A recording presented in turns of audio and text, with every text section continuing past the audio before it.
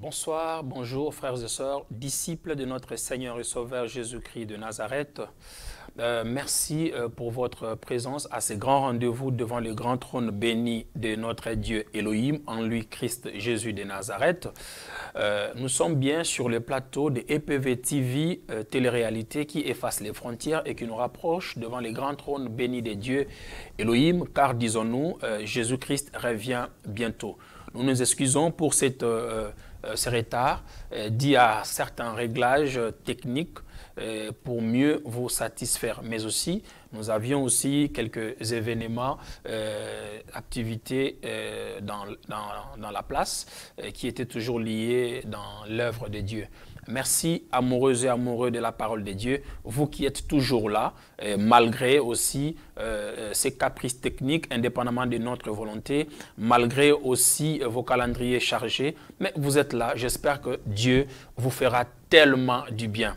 Quelqu'un a dit, pour l'amour d'une femme, il est capable de patienter même jusqu'à des heures et des heures. Et à combien plus forte raison, pour l'amour de c'est Jésus qui s'est livré entièrement toute sa vie pour notre salut. Que Dieu vous bénisse. Alors, nous sommes bien dans la voie du conseiller. La voie du conseiller, nous l'avions dit, 100% Jésus-Christ. Nous avons tiré cette émission d'Ésaïe chapitre 9, le verset 5. Un enfant nous est né, un fils nous est donné, on l'appellera admirable, conseiller, Père éternel, prince de paix. La domination se reposera sur ses épaules. Voilà, le Seigneur nous a inspiré qu'il va prendre cet instrument que nous sommes pour communiquer la pensée divine. Il m'a dit que je t'ai suscité en ces temps de fin de la grâce afin d'accélérer l'Église en parole et en esprit et en maturité, car mon retour est très bientôt. Les signes s'accomplissent déjà. Alors que le Seigneur vous bénisse. Notre thème d'aujourd'hui, c'est un thème très capital. Alors n'échangez pas de chaîne, s'il vous plaît. Invitez un frère, partagez avec un ami, c'est aussi évangéliser. Et sur le trône de la grâce bénie de Dieu, le Seigneur ne manquera pas de vous faire du bien. Nous avons un thème capital aujourd'hui, offrande pour Dieu.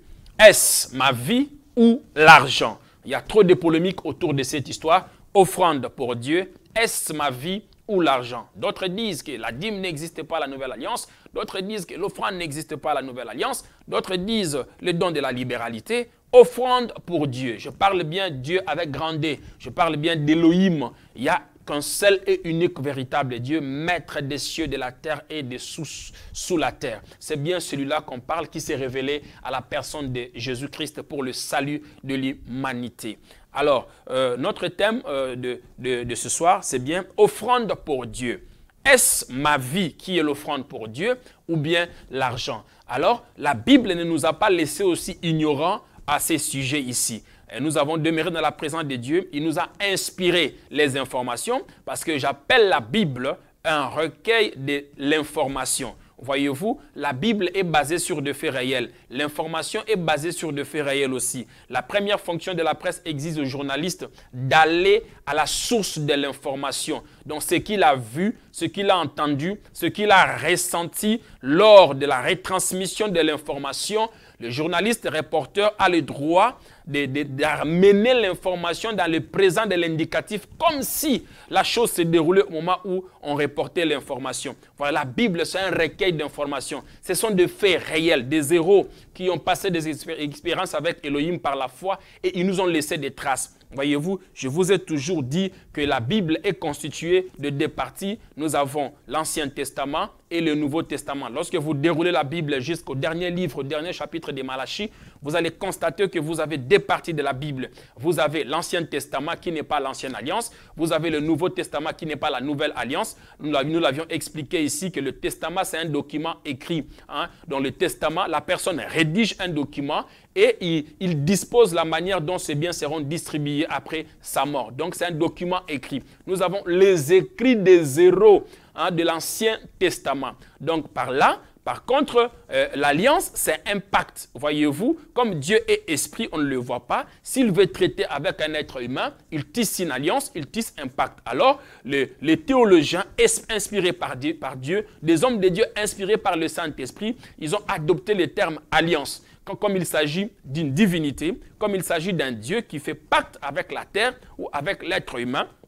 C'est pourquoi le terme alliance a été adopté. Par là, nous disons, il y a l'ancienne alliance et la nouvelle alliance. Alors, la relation qui existe entre l'ancienne alliance et la nouvelle alliance est que l'ancien est révélé dans le nouveau et le nouveau est caché dans l'ancien. Je répète, parce que c'est en intercommunication interrelationnelle. Donc, la relation qui existe entre l'ancienne alliance et la nouvelle alliance est que le nouveau est caché dans l'ancien, mais l'ancien est révélé dans le nouveau. Donc, l'accomplissement de l'ombre, c'est dans la nouvelle alliance. Nous trouvons cette illustration, si vous voulez bien le verset, dans Hébreux chapitre 9, le verset 16 à 22. Nous voyons la différence entre l'ancienne alliance et la nouvelle alliance. Alors aujourd'hui, par rapport à ces thèmes, nous allons parler sur le livre de la Genèse. Alors, la Genèse, comme son nom l'indique, la Genèse signifie les commencements de toutes choses. On dit notre Dieu est alpha et oméga. Mais entre alpha et oméga, il y a toi et moi qui sommes au milieu, qu'on appelle Emmanuel. Donc, Dieu est avec nous. L'objectif, c'était ça, de s'incarner. La parole s'est incarnée, s'est faite chair et habité parmi les hommes. Mais après la Pentecôte, cette parole n'habite pas seulement parmi les hommes, mais cette parole habite dans l'homme. Voyez-vous? Donc, Genèse veut dire le commencement. Et le livre de Genèse, frères et sœurs, je vous révèle, Genèse, c'est un livre, mais Genèse pose le fondement de toute la vie chrétienne. Donc, le livre de Genèse, on dit au commencement, avant que tout n'existe. Genèse pose le fondement de toute la Bible. Genèse pose le fondement de toute la vie chrétienne et Genèse pose aussi le fondement de toute l'histoire de l'humanité. Si vous voulez maîtriser aussi toute l'histoire de la Bible, je vous exhorte de maîtriser les livres, les Pentateuque, les 5 livres de Moïse. Donc, Genèse, c'est un livre, mais Genèse explique toute la Bible. Voyez-vous, elle pose le fondement de toute la réalité biblique ou de la vie biblique.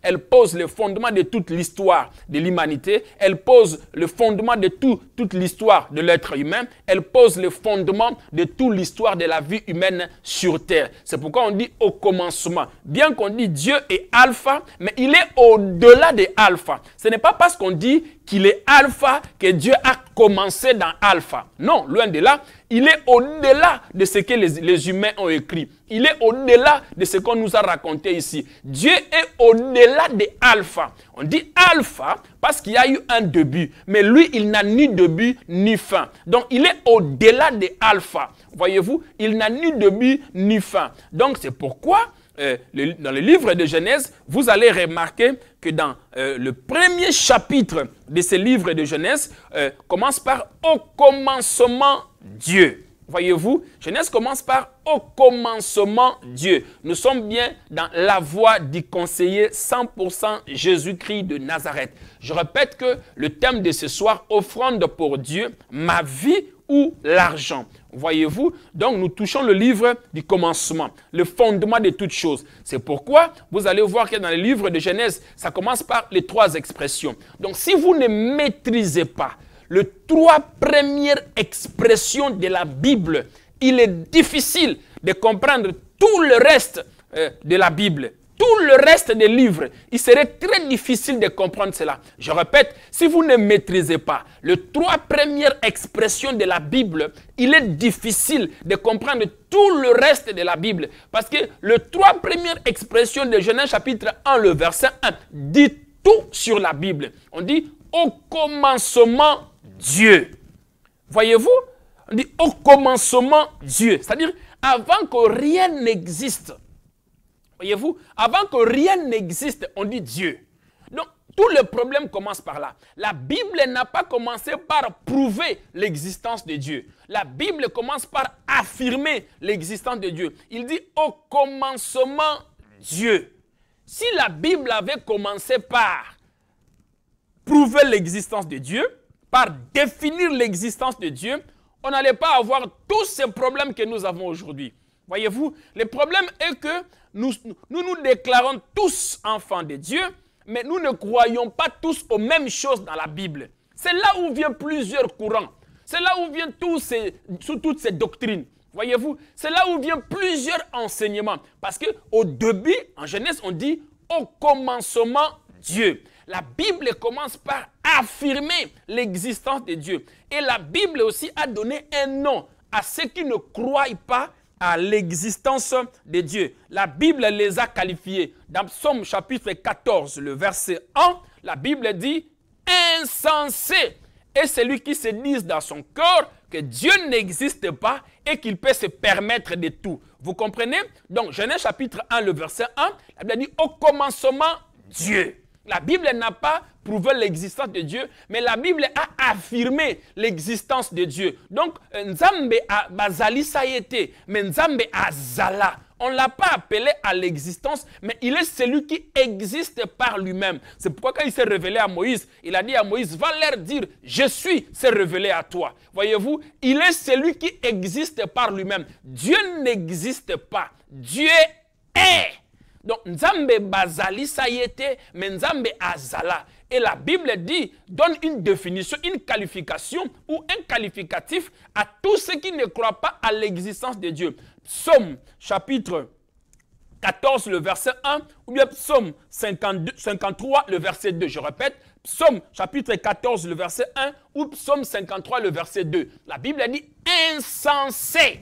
Voyez-vous, Psaume chapitre 14, le verset 1, ou Psaume 53, le verset 2. Donc, insensé est celui qui se dit dans son cœur que Dieu n'existe pas et qu'il peut se permettre de tout faire. Voyez-vous? Donc, par là, quand la Bible dit au commencement Dieu, par là, nous comprenons que tout ce qu'un être humain doit faire sur la terre, si Dieu n'est pas au centre de tout, écoutez, au commencement Dieu, tout ce qu'un être humain doit faire sur la terre, si Dieu n'est pas la base, au centre de tout, c'est pourquoi il a dit aux disciples, lorsque vous priez, commencez par dire « Notre Père qui est aux cieux ». Voyez-vous, donc il doit être au-dessus de tout. Donc tout ce qu'un être humain doit faire sur la terre, s'il n'associe pas Dieu dedans, ça ne marchera pas. Je vous révèle un secret. Vous savez, tout ce que nous voyons sur la terre ici, en termes physiques, les mariages, la maison, les voitures,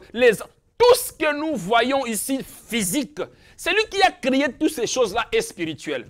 En fait, en termes clairs, la voie du conseil, la compréhension aussi facile. Donc, Dieu est esprit. C'est comme le vent. On ne le voit pas physiquement. Voyez-vous? Mais c'est un esprit qui a créé des choses physiques. Et toi, tu veux posséder des choses physiques sans rentrer en contact avec l'esprit, le propriétaire des choses que Dieu a créées. C'est impossible. Voyez-vous? Donc, tout c'est au commencement Dieu. Cela signifie que Dieu doit être le maître de tout, dans tout ce qu'un être humain fait. Au travail, il mange, il dort, il cherche le boulot. Tout ce qu'il fait, il doit associer. Vous savez, la réussite dépend de ton degré de la spiritualité. Le monde est contrôlé par la spiritualité. Voyez-vous, parce qu'Adam aussi avait deux parties. Adam avait une partie physique et une partie spirituelle parce qu'il écoutait la voix de Dieu. Dieu était esprit. La partie physique lui permettait de gérer le physique. Ce n'est pas ce que les religieux nous montrent.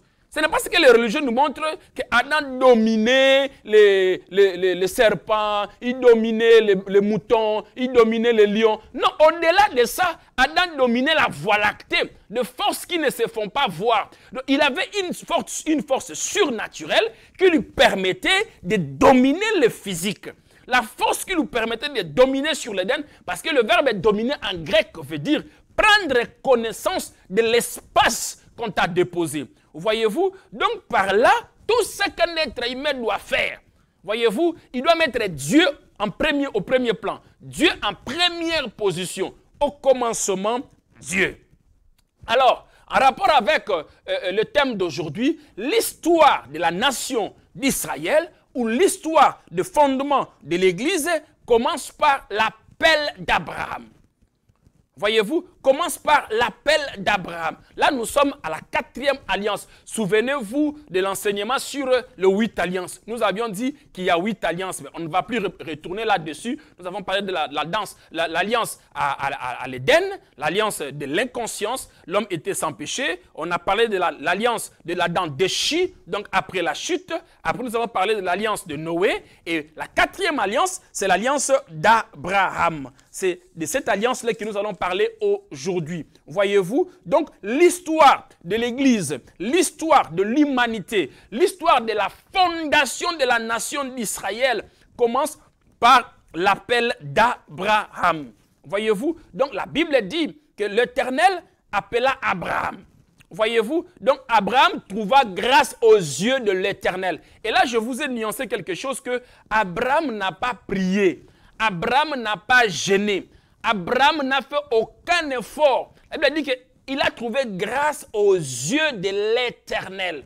Voyez-vous, c'est comme quelqu'un aujourd'hui, il trouve grâce aux yeux de l'Éternel par la prédication de l'évangile de Jésus-Christ. Voyez-vous, cette personne-là n'a pas gêné pour avoir la révélation de véritable Dieu. Cette personne-là n'a pas prié pour avoir la révélation de véritable Dieu. Voyez-vous, Abraham trouva grâce aux yeux de l'Éternel. Ce qui prouve encore que cela est réel parce qu'il a existé à Bagdad, à Ur, la Bagdad actuelle. Donc la Bible est réelle, les traces sont là. Il a évolué à Ur. Ur, c'est la nouvelle Bagdad actuelle. Voyez-vous, Abraham trouva grâce aux yeux de l'Éternel. Donc, au Genèse chapitre 12, la Bible dit, l'Éternel appela Abraham. Voyez-vous, lorsqu'il a appelé Abraham, c'était par sa grâce. Voyez-vous, la Bible commence par la grâce et la Bible se termine aussi par la grâce. Voyez-vous, même dans l'ancienne alliance, il y a aussi la grâce. Parce que la loi n'est venue qu'à la 5e alliance, lorsqu'il a appelé Moïse au mont Sinaï. Donc c'est là où la loi est venue. Donc Abraham trouva grâce aux yeux de l'Éternel. Je vous ai dit qu'au commencement, Dieu. Retenez bien, au commencement, Dieu. Donc tout ce que tu fais, si Dieu n'est pas dedans, ça ne marchera pas. Voyez, sinon, posons-nous des questions. Tous ces grands scientifiques qui vont dans des grandes universités, qui ont des grands diplômes, pourquoi ils aillent encore contracter des forces surnaturelles? Pourquoi?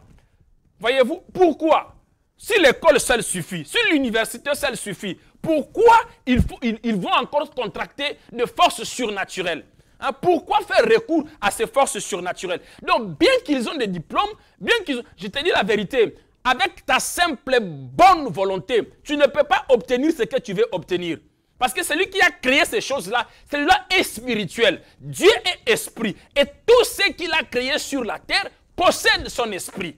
Voyez-vous, mais quand tu viens au Seigneur, tu viens à l'église, tu veux posséder ces choses-là, sans rentrer à... C'est comme quelqu'un qui veut aller dans ma maison, prendre quelque chose, et il ne me demande pas l'adresse. Voyez-vous, il ne me demande pas de l'orienter. Il mettra assez de temps pour trouver ce qu'il veut trouver. Ok, si je lui donne des directives, je lui donne des pistes, je lui donne l'adresse, je lui explique ma maison, il peut facilement entrer dans peu de temps et prendre ce qu'il veut prendre. Donc, voilà pourquoi même ceux qui n'ont pas Christ, quand bien même ils échouent, les obstacles interfèrent sur leur route.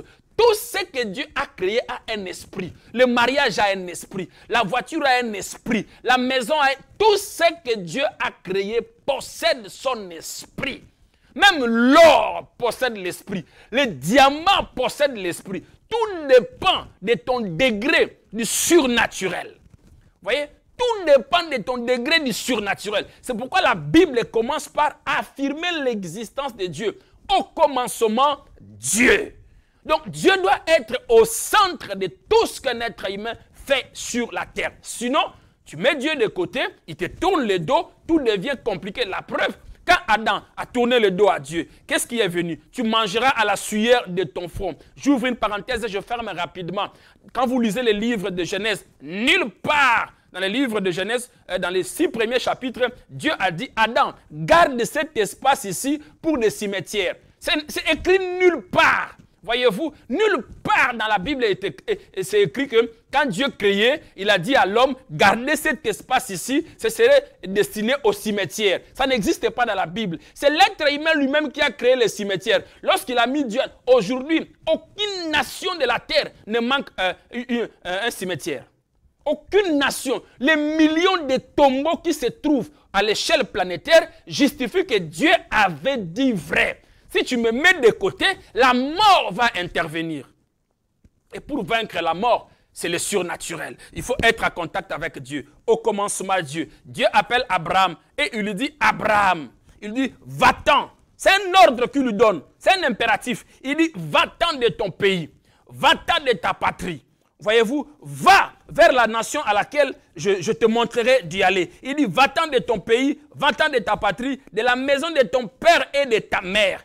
Va dans le pays, je te montrerai. Il a appelé Abraham. La Bible dit, quand Abraham sortait, nous sommes à la télé, nous allons paraphraser, nous sommes dans Genèse 12 jusqu'à Genèse 22. Voyez-vous? Donc il dit à Abraham, va-t'en de la maison de ton père, de ta patrie, de la maison de tes parents, et va dans le pays que je te montrerai. La Bible dit qu'Abraham crut à l'Éternel et cela lui fut imputé à justice. Je reprends le thème de ce soir. Offrande pour Dieu. Ma vie ou l'argent. Parce que Dieu a appelé Abraham.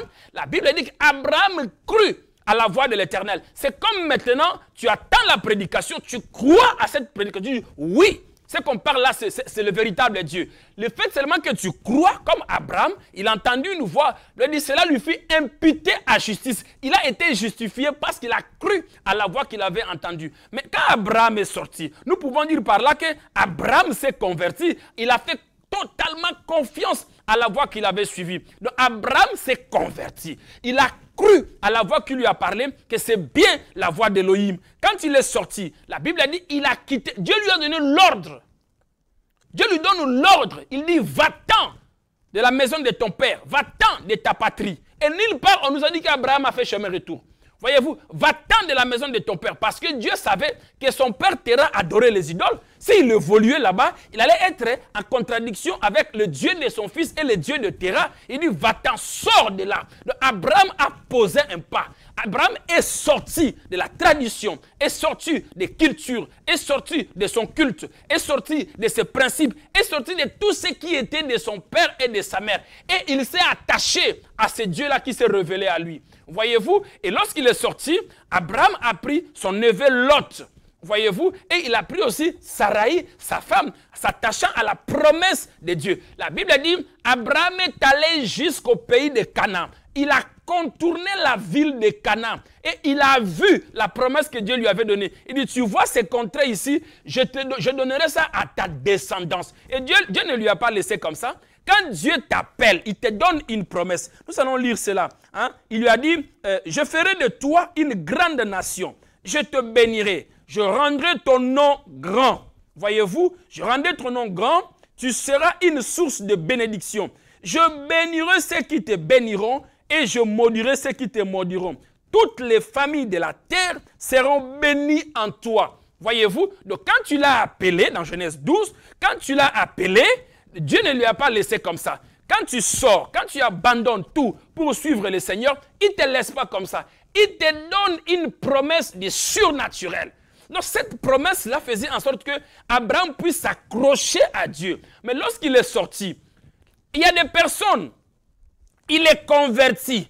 Il est dans l'église locale et à l'église corps de Christ. Mais quand tu observes cette personne, il est encore dans sa tradition. C'est comme un poisson qu'on a mis dans l'aquarium.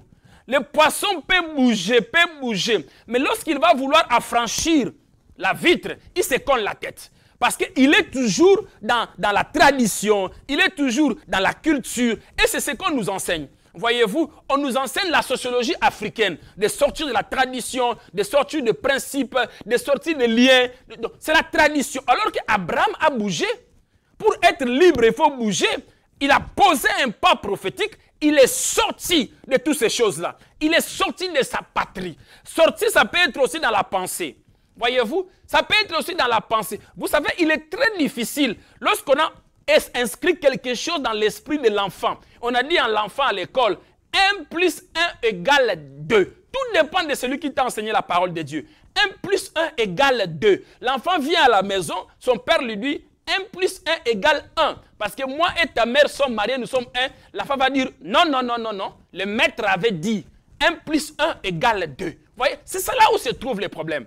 C'est là où se trouve le problème. Abraham a bougé. Il a posé. Il faut sortir de la mentalité. Il faut sortir des cultures. Il faut sortir de la tradition ancestrale. Il faut sortir de cela. Il faut garder des bonnes valeurs. Les mauvaises valeurs qui ne se cadrent pas avec le principe biblique. Il faut sortir de là. Il faut poser un pas vers le Seigneur.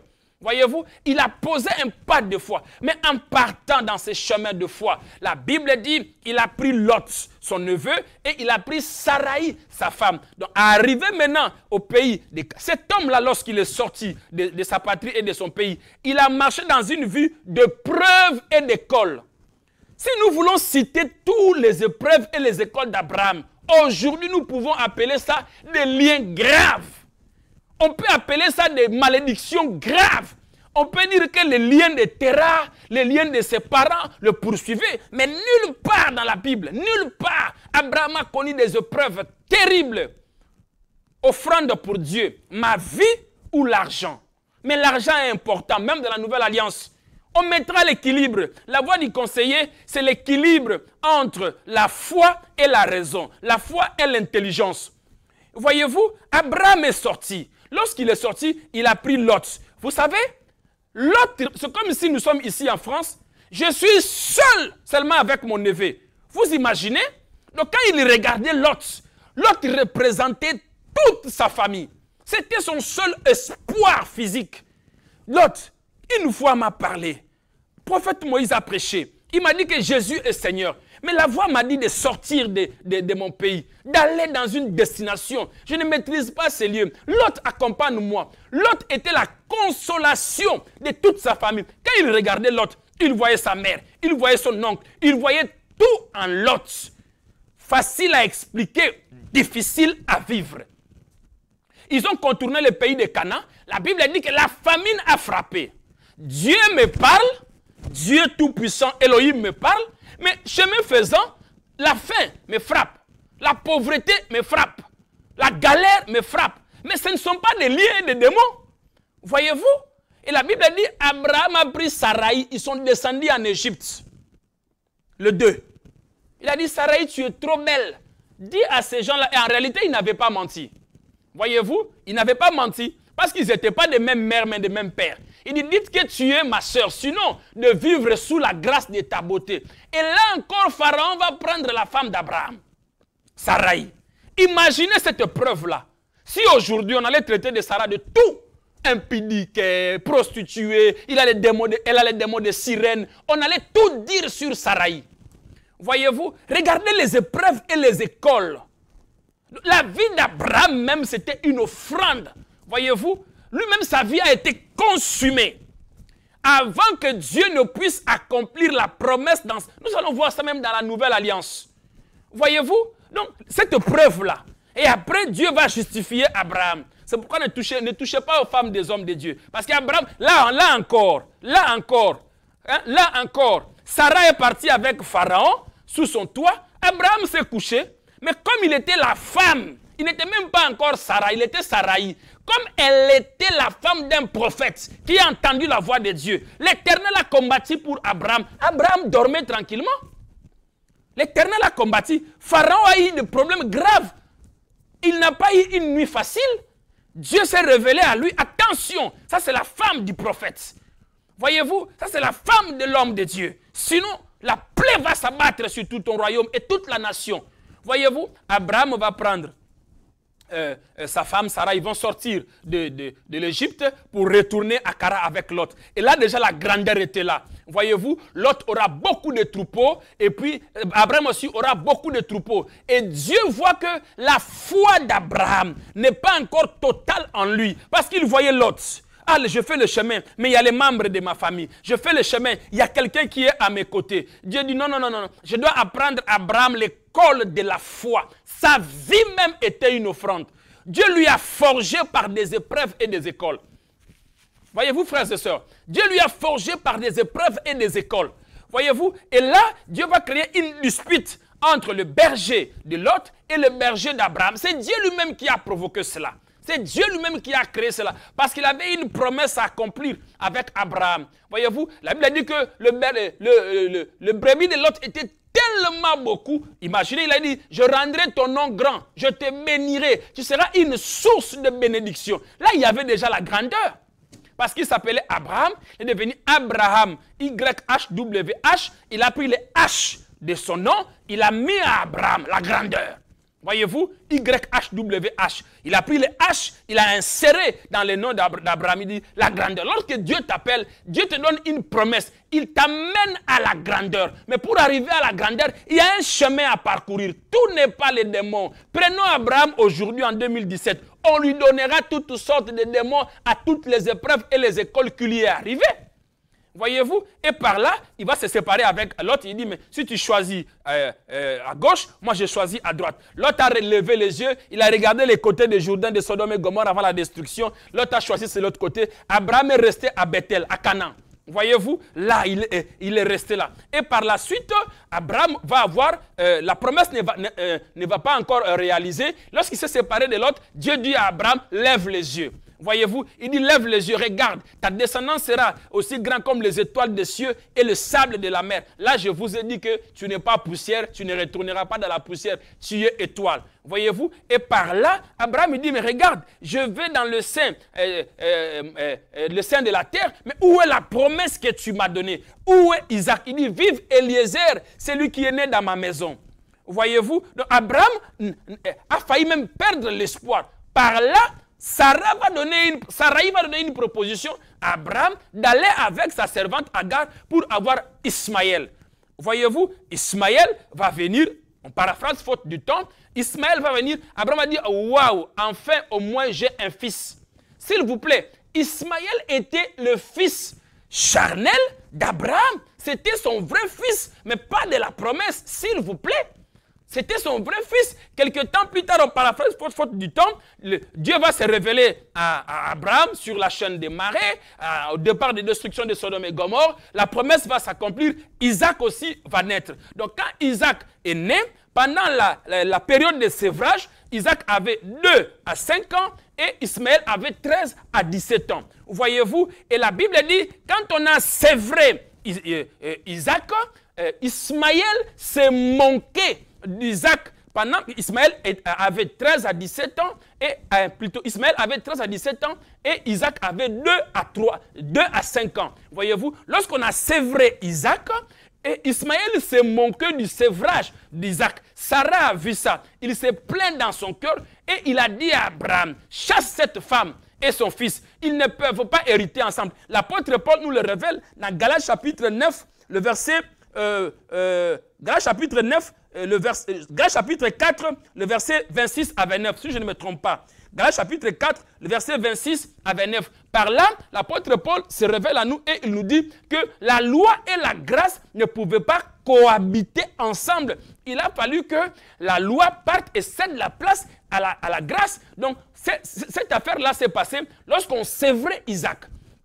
Voyez-vous, lorsqu'on sévrait Isaac et Ismaël s'est manqué d'Isaac. S'il vous plaît, je précise que Isaac avait entre 2 ans et 5 ans. Mais Ismaël nageait autour de 13 à 17 ans. Donc on a sévré Isaac et Ismaël s'est manqué de lui. Sarah va s'indigner. Il va demander à Abraham, cette servante et sa femme, et son fils plutôt, doivent quitter la maison. Et l'apôtre Paul nous le révèle dans Galates chapitre 4, le verset 26 à 29, que cela justifie que la loi et la grâce, parce que la proposition pour la naissance d'Ismaël était venue de Sarah. C'était charnel, c'était la loi. Parce que la loi était charnelle, la loi était spirituelle, mais qui est révélée dans la chair. C'est quelque chose qu'on a donné à Moïse. Voyez-vous? Donc par là, Paul nous révèle que la loi et la grâce ne pouvaient pas cohabiter ensemble. C'est pourquoi je vous ai dit que Agar et Sarah ne pouvaient pas cohabiter ensemble. Isaac et Ismaël ne pouvaient pas cohabiter ensemble. Il a fallu que Agar et Ismaël, la loi cède la place à la grâce, au fils de la promesse. Voyez-vous, car on ne peut pas obtenir une bénédiction spirituelle par des efforts physiques. On ne peut pas obtenir une bénédiction du surnaturel par des efforts physiques. Loin de là. Une bénédiction surnaturelle, c'est une promesse, pas avec la loi, pas avec des efforts physiques, parce que la loi, c'était des efforts physiques. Il fallait amener ceci, il fallait faire ceci, il fallait faire cela. Alors, Abraham avait sous son toit Ismaël et Isaac. Ils grandissaient ensemble. Voyez-vous, il a fallu là maintenant qu'Abraham prenne la décision. Bien aimé, même moi qui vous parle ici présent, on m'a dit de prendre mon enfant, même si un enfant que je fais illégitime, prendre cet enfant-là, le ligoter, aller lui jeter en plein Champs-Élysées, que Dieu m'a parlé, vous pensez que c'est facile. Aujourd'hui, qu'est-ce qu'on ne va pas dire de cet homme-là? Un homme de Dieu, s'il vous plaît, Abraham. On dit, prends cet enfant, il ne doit pas hériter avec le fils de la promesse, jette-lui. Ils doivent partir, une destination inconnue. Voyez-vous? Donc, sa vie même était une offrande. Et Abraham, tout ce qu'il faisait, s'il vous plaît, il rendait un culte à Dieu. My God. Depuis qu'il est sorti de la maison de son père, il rendait un culte. Il y a une différence entre un culte et une messe. J'ai bien dit, s'il vous plaît. J'ai bien dit, l'offrande pour Dieu, ma vie ou l'argent. Voyez-vous? Ma vie ou l'argent. Et tout ce qu'il faisait, il rendait un culte à Dieu. En réalité, Abraham n'était pas Abraham. Abraham était Dieu. Dans la dispensation du Père, nous enseignant la notion de la foi. C'est pourquoi on l'appelle le Père de la foi. Personne n'est passé à ces épreuves. Personne. Voyez-vous, personne dans la Bible n'est passé à ces épreuves. Il a pris son fils. Même nous tous qui prêchons l'évangile ici. Que Dieu me révèle, que je prenne mon fils, d'aller lui jeter dans la rue. Impossible. C'est pas facile. Facile à expliquer, difficile à vivre. Mais Abraham a obéi. My God. Il a obéi. Il a pris Ismaël. Il avait une certaine foi. Tout ce qu'il... Vous savez, il y a une différence entre culte et la messe. Voyez-vous? La messe, c'est une cérémonie autour de l'hostie et de l'eucharistie. Nous allons expliquer ça un autre jour. La messe, une cérémonie autour de l'hostie et de l'eucharistie. Mais un culte, proxnata, c'est une adoration. Rendre hommage à la divinité suprême ou à une divinité quelconque. Voyez-vous? Mais ici, on parle de Dieu Tout-Puissant Elohim. Voyez-vous? Donc, proxnata, la prosternation, l'adoration. Et il adorait Dieu. Voyez-vous? Et il ne restait qu'Isaac.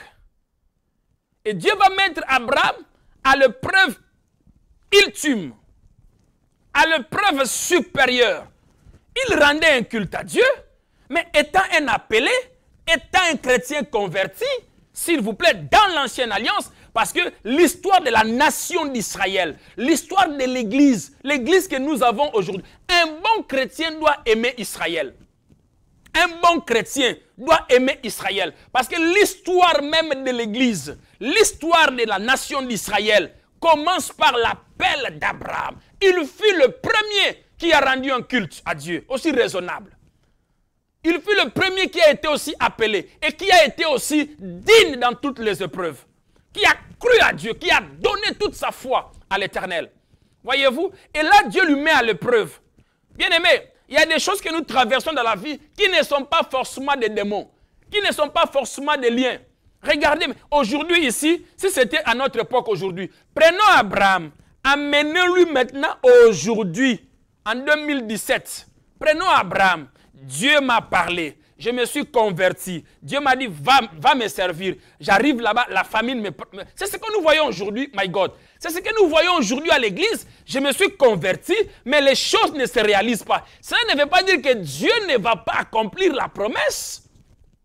Cela ne veut pas dire que Dieu ne va pas accomplir la promesse. Dieu taille la personne. Voyez-vous, Dieu forme la personne. Aujourd'hui, nous dirons quoi? Les liens de famille.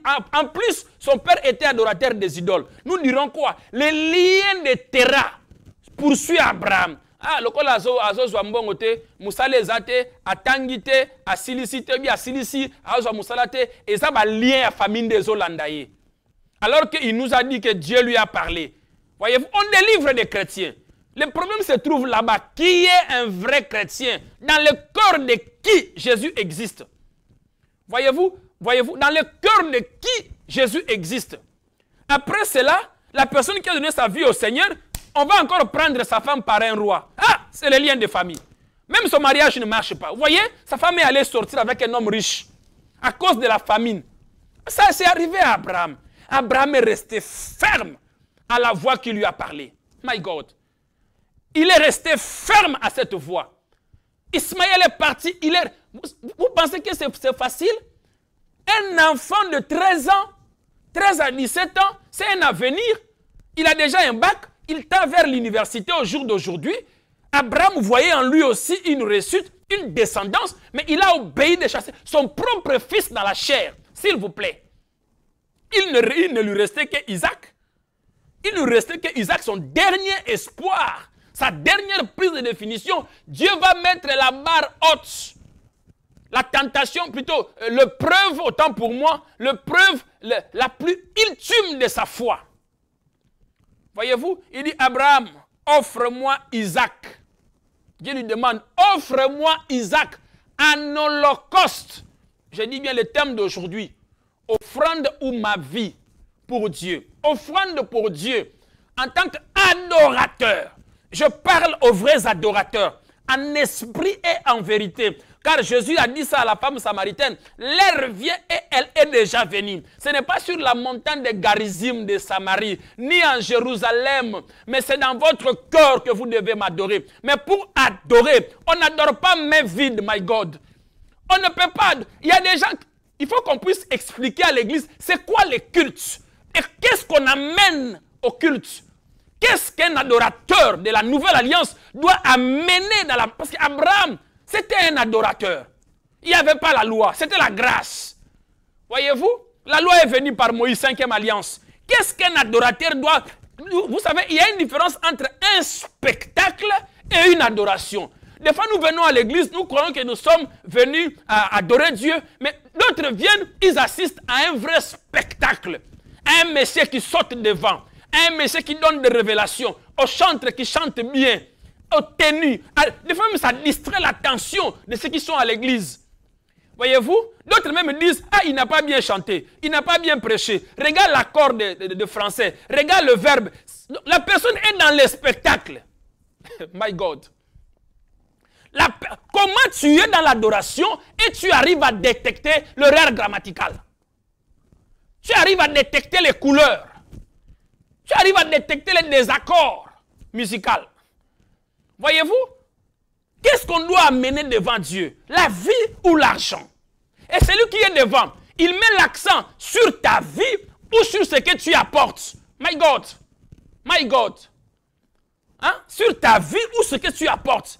Parce qu'il dit, donne-moi Isaac en holocauste. Abraham a dit, cette fois-ci, c'est bien toi ou bien c'est une autre personne qui me parle? C'était la preuve la plus ultime. Il dit, ton fils, ton unique fils. Il dit, ton fils, ton unique fils. Abraham était Dieu dans la dispensation du Père, nous enseignant la notion de la foi. Or, la foi, c'est mettre toute la confiance à Dieu pour lui rendre un culte agréable. Adoration, proxinata, pour lui rendre un culte agréable. Nous donnons notre vie à Jésus-Christ de Nazareth pour que nous deviennons ses adorateurs, en esprit et en vérité, que notre vie devienne son culte. Paul le révèle aussi, 1 Corinthiens 3,16. Ne savez-vous pas que votre corps est le temple du Saint-Esprit? Celui qui détruit ce corps, Dieu aussi le détruira. Or, le temple de Salomon a été construit pour un seul but, une seule mission, adoration. Le tabernacle, adoration. Dans la nouvelle alliance, adoration. Voyez-vous, adoration d'Élohim, de Dieu Tout-Puissant. Il dit, offre-moi Isaac. De Dieu a amené sa foi dans l'adoration, dans le niveau le plus élevé. Il dit, offre-moi Isaac. Dieu n'avait pas l'intention de faire du mal à Abraham. Parce que quand Dieu lui a dit ça, écoutez, tu n'as qu'un seul, c'est comme une femme stérile. J'ai pensé à Sarah. J'ai pensé à Sarah, s'il vous plaît. La femme peut encore mieux comprendre ce que je dis. Il dit, offre-moi Isaac. Et Dieu précise, ton unique en holocauste, en offrande. Et puis, ce n'est pas la montagne qui s'appelait Morija. C'est la ville qui s'appelait Morija. Mais dans la ville de Morija, il y avait une montagne interdite des hommes. My God. Voyez-vous, il y avait une montagne interdite des hommes. Il dit, offre-moi ton fils, ton unique. Isaac avait déjà 25 ans, s'il vous plaît, mais il était célibataire. Isaac avait 25 ans. Lorsqu'il était en... Prenez un jeune de 25 ans ici en France, bien costaud, bien nourri. Abraham était déjà avancé en âge, il pouvait bien le booster, voyez-vous, et fuir. Voyez, il pouvait bien le booster et fuir. Voyez-vous, Abraham a pris Isaac. La Bible a dit qu'il lui a donné le couteau, le bois et le feu. Christ, voyez-vous, parce qu'Abraham, son fils unique Isaac, Dieu le Père, fit Isaac le fils, le bois sur le dos, la croix, sur les chemins de Golgotha. Il montait pour l'adoration et il a pris des serviteurs. Il a dit, faisant quelques stades sur la montagne, il a dit aux serviteurs, quelle foi, vous restez ici, ce n'est pas votre affaire. Vous restez ici. Moi et les fils, nous montons pour adorer. My God. Quelle offrande pour Dieu. L'argent ou ma vie. Nous montons pour adorer. Et nous y reviendrons. Il avait la foi à la résurrection.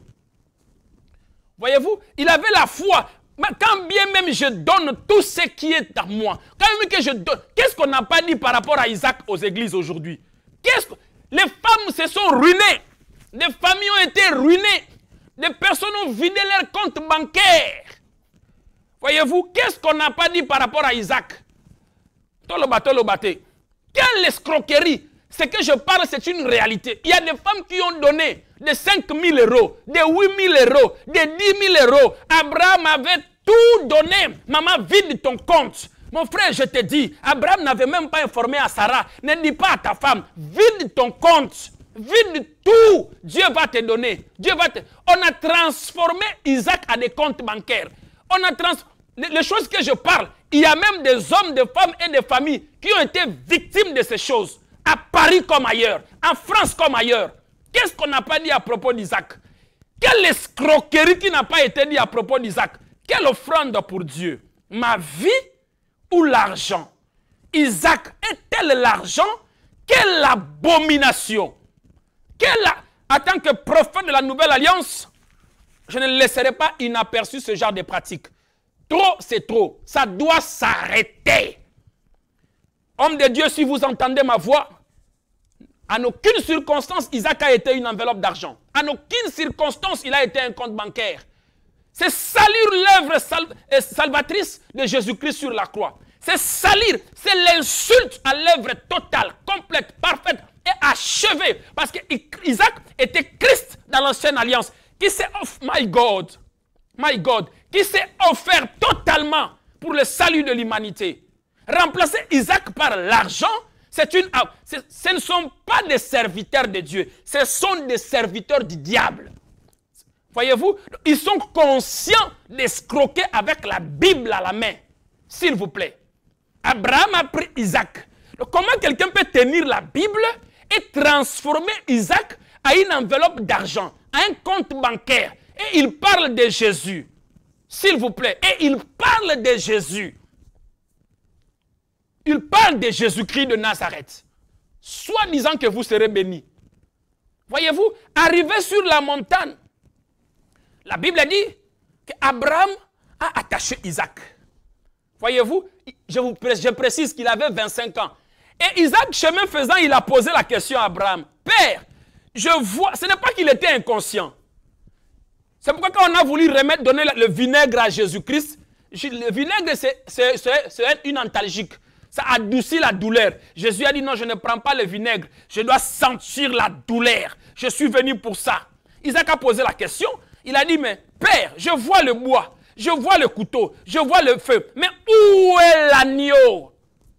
Où est l'agneau? Écoutez la réponse du Père. Sur la montagne de l'Éternel, il se pourvoira lui-même. Le Seigneur se pourvoit lui-même de son offrande. Il est celui qui donne la semence au semeur. Il peut te bénir autant qu'il veut parce que tu es son fils. Tout ce qui est dans le palais t'appartient. Il dit sur la montagne de l'Éternel, l'Éternel se pourvoira lui-même de l'offrande. Quand ils sont arrivés sur la montagne, il a attaché Isaac. Il avait 25 ans. Isaac était conscient que papa, c'est-à-dire quoi? Chemin faisant, Isaac a dit, papa, tu as changé le culte. Pasteur, tu as changé le culte.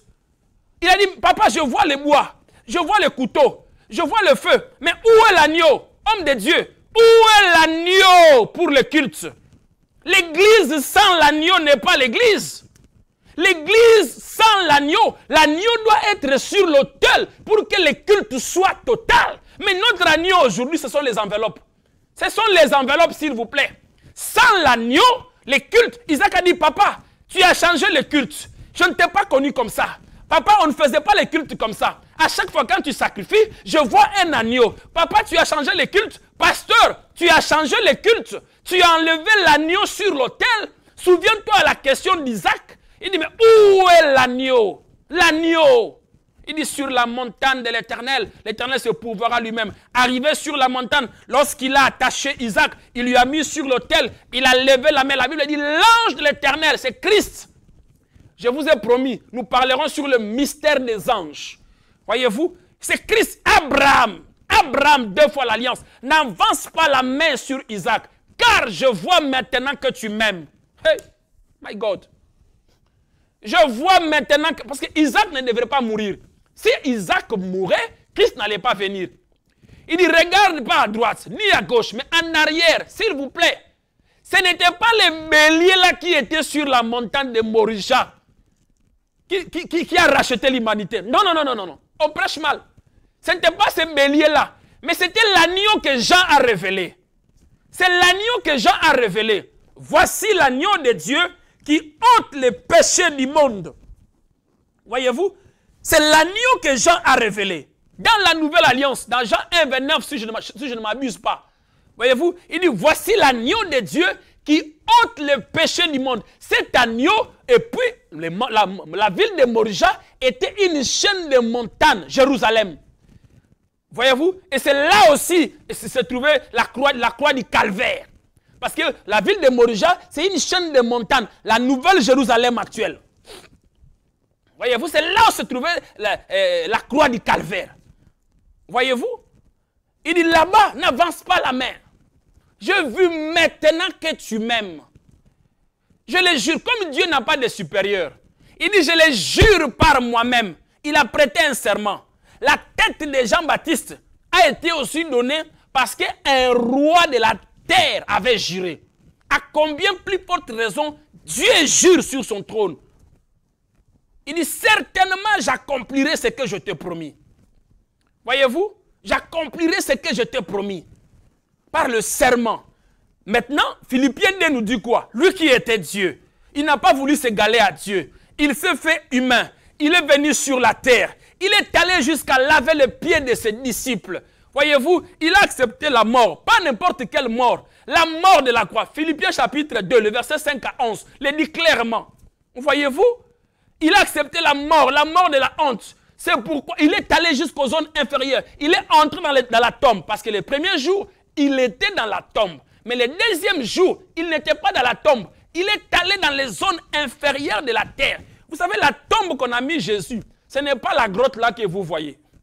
Voyez-vous? Parce que le premier jour, quand on l'a mis dans cette grotte-là, le deuxième jour, il est allé dans les zones inférieures. Christ lui-même, chrétien, Christ dans l'homme, lui-même qui est Dieu, pour rendre culte au Père. Voyez-vous? Pour rendre culte au Père, il ne s'est pas égalé à Dieu, il s'est fait humain. Non seulement il s'est arrêté à se faire être humain, il est devenu serviteur. Il est allé laver les pieds de ses disciples. Philippiens chapitre 2, le verset 5 à 11. Il a accepté la mort. Donc lui-même, il est monté sur la croix, Isaac, sur l'autel. Il était l'offrande et la victime en même temps. Et il s'est offert une bonne fois pour toutes à Dieu. Le sang de Jésus a été offert à Dieu. Comme offrande, s'il vous plaît. Ta vie, c'est l'offrande. Et quand ta vie devient l'offrande, quand tu montes sur la croix, la chair se consume, le surnaturel se matérialise, tout ce que tu touches, tu es béni. C'est là maintenant, en fonction de cette offrande, ta vie est consumée, transformée. L'expression de la reconnaissance, il va créer le vouloir et le faire en toi. Tu donneras plus que l'offrande. Les finances que tu donneras, c'est plus que l'offrande. La dîme sera une expression du cœur. Le Saint-Esprit va créer ça en toi. Ce n'est pas à moi de te pousser de le faire. Ce n'est pas à moi de te pousser de le faire. Quand le surnaturel, ton intérieur est transformé, il est monté sur la croix, il a accompli la volonté du Père. Lui-même, il est devenu l'offrande. Il faut que ta vie d'abord devienne l'offrande. Ton intérieur, l'homme intérieur meurt, s'écrase. Et que cela soit affecté sur les témoignages dans ton entourage, la vie, l'âme et le corps puissent se matérialiser dans ton entourage. Vous serez mes témoins où? En Jérusalem. Jérusalem, c'est là où vous êtes nés. Et ensuite, vous allez quitter Jérusalem, vous allez en Samarie. À la Samarie, vous parlez la même langue, mais vous n'avez pas la même culture. Ensuite, vous irez en Judée. En Judée, vous avez la même culture, mais pas la même langue. Extrémité de la terre, pas la même langue, pas même culture. Voyez-vous? Comme moi, je suis aux extrémités de la terre. Parce qu'on n'a ni culture, ni même langue, ni rien. Je suis à l'extrémité de la terre. Voyez-vous? Il faut d'abord, lui-même étant sur la terre, Dieu dans la révélation du Fils, lui-même, il était l'offrande pour le Père. Voyez-vous? Il était l'offrande pour le Père. Il faut que ta vie d'abord, tu ne peux pas goûter aux délices du royaume de Dieu en contournant sur, faire de l'éternel tes délices, donnera ce que ton cœur désire. Tu comprends ce que ça signifie? Faire de l'éternel tes délices veut dire, tu dois monter sur l'autel de Christ. Qui veut me suivre porte sa croix. Voyez-vous? Toi-même, tu dois devenir l'offrande comme Isaac. Comme Isaac, comme Christ. Tu dois monter, devenir l'offrande. Ta vie doit être consumée. Ta vie doit être consumée. L'homme intérieur doit être renouvelé. Même si les sorciers font comment, ils ne vont pas te toucher. Parce que ta vie est cachée sur la montagne de Morija, sur la croix du Calvaire. Tu es caché dans le Fils. Le Fils est caché dans le Père, dans le lieu très élevé. Là-bas, Dalila n'arrive pas. Les démons n'arrivent pas. Là-bas, on ne cite même pas. Là, maintenant, tu deviens un adorateur qui dorme dans le trône de Dieu et qui descend le matin. Qui peut te toucher? Il a dit à Nicodème, tu deviens du vent.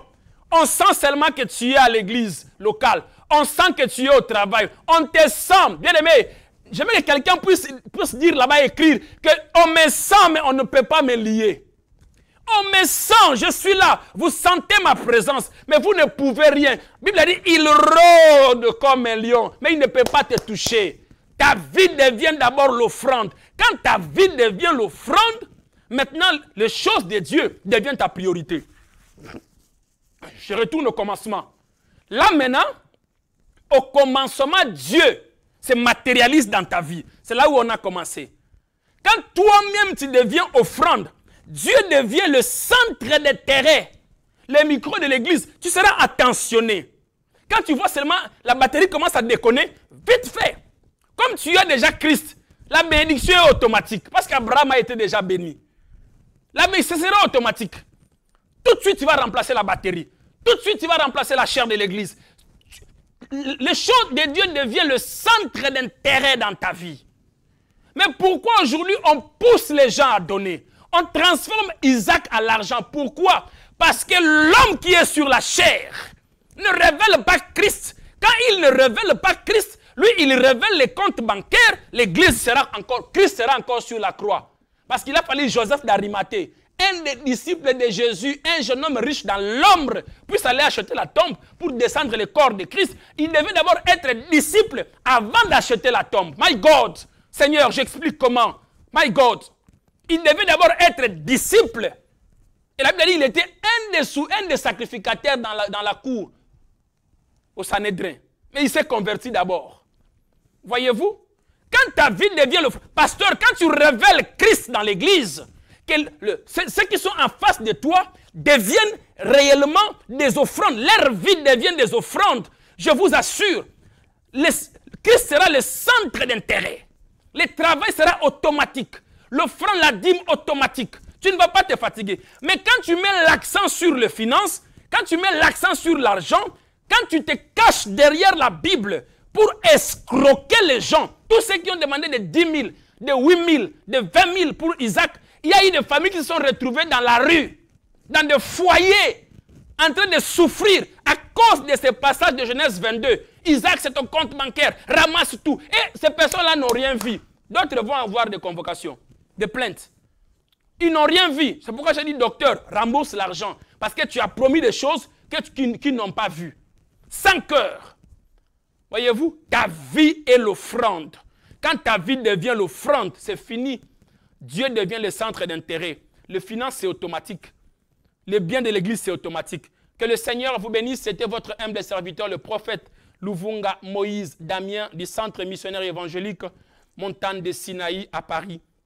Merci au pasteur Constant qui était à la régie, Maman Nadine qui nous aide tout le temps, la technique aussi. Merci à EPV TV Télé-Réalité. Que le Seigneur vous bénisse. Partagez et invitez des amis. C'est évangéliser à la voix du conseiller. Que le Seigneur vous bénisse. Au revoir.